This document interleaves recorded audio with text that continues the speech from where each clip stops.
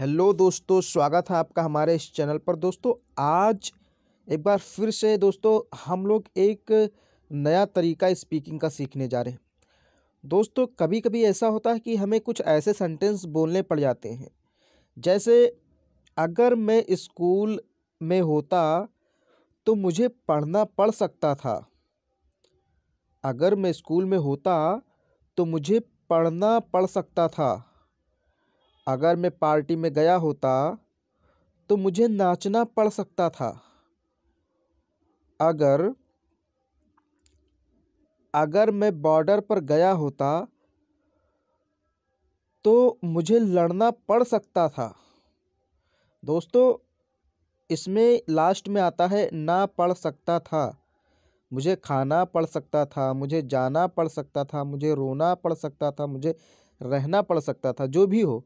दोस्तों इस प्रकार के सेंटेंस को बोलने के लिए हम एक स्ट्रक्चर का प्रयोग करते हैं, एक फ्रेज का यूज़ करते हैं जो है कुड हैव हैड टू। जी हाँ दोस्तों, कुड हैव हैड टू। और इसके पहले वाले वीडियो में मैंने आपको बताया था would have had to, would have had to. तो आज हम लोग सीखेंगे कुड हैव हैड टू का प्रयोग इंग्लिश स्पीकिंग में कैसे करते हैं। तो चलिए पहले हम कुछ सेंटेंस छोटे देखते हैं, उसके बाद हम बड़े बड़े सेंटेंस देखेंगे। दोस्तों हमारा पहला सेंटेंस है मुझे बोलना पड़ सकता था। मुझे बोलना पड़ सकता था। इसको इंग्लिश में बोलेंगे दोस्तों, I could have had to speak. I could have had to speak. तो दोस्तों यहाँ पर मैंने कुड हैव हैड का इस्तेमाल कैसे किया दोस्तों, आपने देखा। अगर मुझे बोलना पड़े, मुझे बोलना पड़ सकता था, मुझे बोलना पड़ सकता था, तो इसको इंग्लिश में सिंपली हम कह देंगे I could have had to speak. To के बाद दोस्तों आपको वर्ब का फर्स्ट फॉर्म यूज़ करना है। मान लीजिए यहाँ पर जाना लिखा होता तो हम गो लिख देते टू के बाद, खाना लिखा होता तो ईट लिख सकते थे। मतलब जो भी वर्ब होगा उसकी फर्स्ट फॉर्म लिखेंगे। ओके दोस्तों, चलिए एक और सेंटेंस देखते हैं इस टाइप का। मुझे रुकना पड़ सकता था।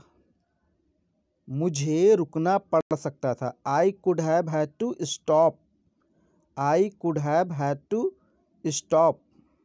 अगर मैं उस रास्ते से जाता तो मुझे रुकना पड़ सकता था।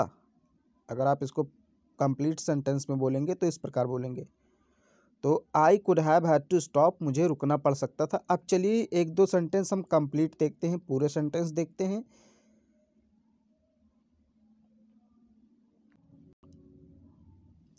अगर मैं उनकी शादी में गया होता या अगर मैं उनकी शादी में जाता, दोनों एक ही है। अगर मैं उनकी शादी में गया होता तो मुझे नाचना पड़ सकता था।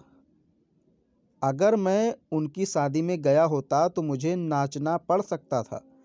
If I had gone to his marriage.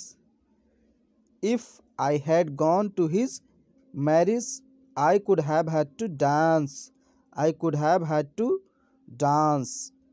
अगर मैं उनकी शादी में गया होता तो मुझे नाचना पड़ सकता था।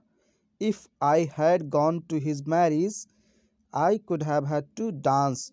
ये रहा हमारा पहला फुल सेंटेंस। दोस्तों अब हम लोग देखते हैं दूसरा सेंटेंस। चौथा सेंटेंस है दोस्तों हमारा, यदि उसने पढ़ा ना होता। यदि उसने पढ़ा ना होता तो उसे काम करना पड़ सकता था। अगर या यदि उसने पढ़ा ना होता तो उसे काम करना पड़ सकता था। If he had not read. If he had not read he could have had to work. He could have had to work. यदि उसने पढ़ा ना होता, if he had not read, तो को हमने कॉमा से लिख दिया, उसे काम करना पड़ सकता था। He could have had to work. Okay दोस्तों, तो इसी प्रकार के आप और भी कई सेंटेंस बना सकते हैं हिंदी में, और फिर उनको इंग्लिश में ट्रांसलेशन भी कर सकते हैं। तो कम से कम दोस्तों आपको एक सेंटेंस को 5 बार बोलना है। जैसे मैंने कहा, यदि उसने पढ़ा ना होता तो उसे काम करना पड़ सकता था। तो इसकी जो इंग्लिश है वो आपको कम से कम 5 बार बोलनी पड़ेगी। If he had not read he could have had to work.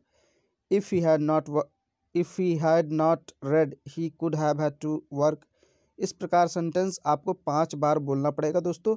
इससे क्या होगी कि आपकी प्रैक्टिस बनी रहेगी और आपको ये सेंटेंस स्ट्रक्चर पूरा का पूरा याद हो जाएगा। तो दोस्तों उम्मीद है आपको ये वीडियो पसंद आया होगा। मिलेंगे अगले वीडियो में एक नए तरीके के साथ। तब तक के लिए धन्यवाद।